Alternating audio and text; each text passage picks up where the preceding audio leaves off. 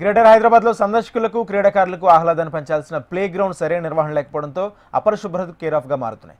సరైన భద్రతా చర్యలు తీసుకోకపోవడంలో గ్రౌండ్ లోనే ఇష్టారాజ్యంగా చెత్త చెదారం వేస్తూ డంపింగ్ యార్డ్లా మార్చేశారు. ఆరోగ్యం కోసం ఏర్పాటు చేసిన గ్రౌండ్లలో సమస్యలు రాజ్యమేలుతున్నాయి. మరింత సమాచారం మా ప్రతినిధి ప్రియాంక అందిస్తారు. క్రీడాకారులకి ఆహ్లాదకరమైన వాతావరణాన్ని పంచాల్సిన ప్లే గ్రౌండ్స్ కొన్ని చోట్ల అధ్వానంగా తయారయ్యాయి. ప్రజెంట్ మనం ఇక్కడ ఎర్రగడ్డ జనప్రియ అపార్ట్మెంట్స్ పక్కన ఉన్న ఓవైసీ ప్లే గ్రౌండ్ దగ్గర ఉన్నాము. ఇక్కడ చూసుకున్నట్లయితే కూడా ఈ చుట్టుపక్కలంతా కూడా చెత్త చెదారం అలాగే ఇతర వ్యర్థాలన్నీ కూడా ఇక్కడ వేయడంతో ఇది అంత అధ్వానంగా తయారైంది. దాంతోపాటు అంటే ఇక్కడ నిర్వహణ లోపాల వల్ల కూడా ఇది ఇలా అయిందని కూడా చెప్పొచ్చు. అయితే ఈ ప్లే గ్రౌండ్కి నిత్యం చాలామంది వచ్చి కూడా క్రీడాకారులు ఆడుకుంటూ ఉంటారు.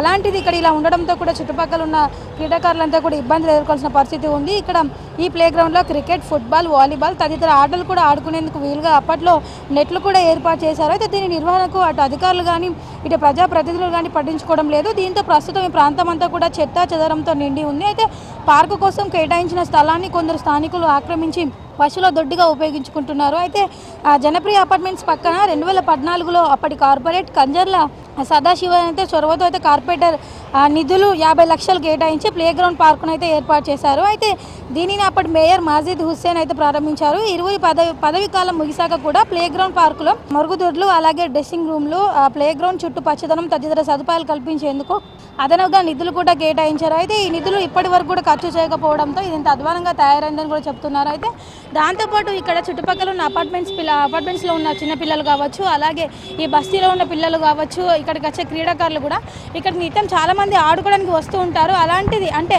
నిర్వహణ లోపాల వల్ల ఇది ఇంత అధ్వానంగా తయారైపోయింది. చుట్టుపక్కల మనం ఇక్కడ వాళ్ళు కూడా చూసుకోవచ్చు. అంత రాళ్ళ రప్పలంతా కూడా ఆ కిందికి వచ్చేసాయి. దాంతోపాటు ఇక్కడ తవ్వినట్టుగా ఉండింది. కొందరు తమ స్వార్థం కోసం కూడా వాడుకుంటున్నారు.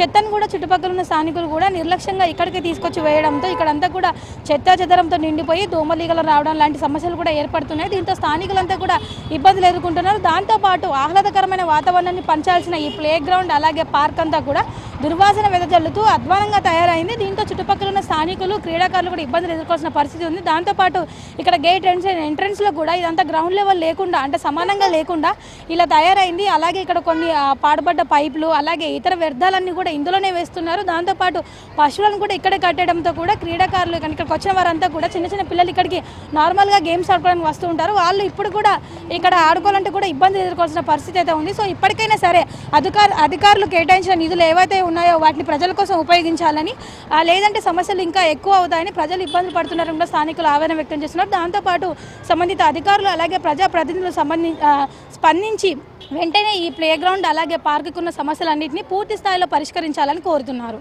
విడుదల శ్రీకాంత్, ప్రియాంక, HM TV, హైదరాబాద్.